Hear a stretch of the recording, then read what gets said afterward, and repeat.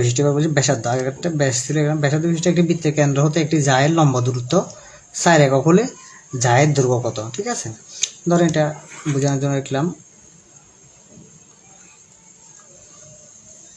AC একটা যা লিখলাম। হ্যাঁ, এটা বলছে লম্ব দূরত্ব লাগবে আমাদের। ধরেন এটা তো কেন্দ্র বিশিষ্ট বৃত্ত। হ্যাঁ, ধরেন কেন্দ্র বিশিষ্ট বৃত্ত, এটার লম্ব দূরত্ব এই মানে এটার মান দেওয়া আছে 4, আর এখানে দেওয়া আছে কি ব্যাসার্ধ বিশিষ্ট।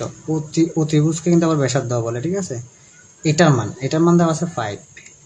তাহলে এটা আপনার এটা হচ্ছে লম্ব, এটা হচ্ছে ত্রিভুজ, আর এটা তাহলে থাকতেছে কি এটা হচ্ছে ভূমি। তার মানে আমাদের বের করতে বলছে যে জায়ের দৈর্ঘ্য কত। এই দৈর্ঘ্যটা হচ্ছে এটা এবি। হ্যাঁ, এবির মান বের করতে বলতেছে। ঠিক আছে, তাই সূত্র পিথাগোরাসের সূত্র মতো তো আমরা জানি কি ভূমি স্কয়ার যোগ লম্ব স্কয়ার সমান প্রতিভুজ। হ্যাঁ, ত্রিভুজ স্কয়ার। তো এখন আমাদের বের করতে বলছে ভূমিটা, মানে এবি বের করতে বলছে। হ্যাঁ, তো আমি সরাসরি আপনাদেরকে এবি দিয়ে দেখাই দিই। ধরেন এটা এবির মান, ভূমিটা এবি স্কয়ার। তো এখানে তো লম্বটা ওইদিকে চলে যাবে। হ্যাঁ, ত্রিভুজের নিচে চলে যাবে, সরি মাইনাস হয়ে যাবে, এদিকে এসে মাইনাস হয়ে যাবে। এখানে ত্রিভুজের মান কত ডাইরেক্ট লিখতেছি। হ্যাঁ, ও স্কয়ার। তো লম্বটা আপনার